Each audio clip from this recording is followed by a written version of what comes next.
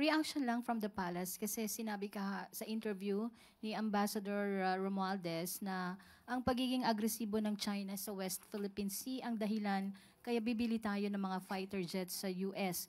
Pero taliwas po ito sa sinabi ni Executive Secretary Bersamin na wala po tayong tina-target na bansa.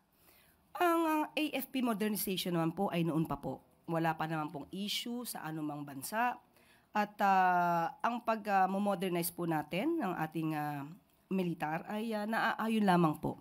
Natataon lamang po at hindi naman po talaga nagta-target ng anumang bansa. Nagkataon lang po siguro na may mga issues po tayo na kinakaharap.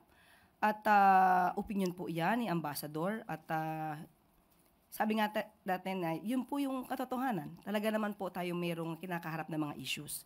Pero yung pag-modernize po ay ito po yung naaayon naman sa batas.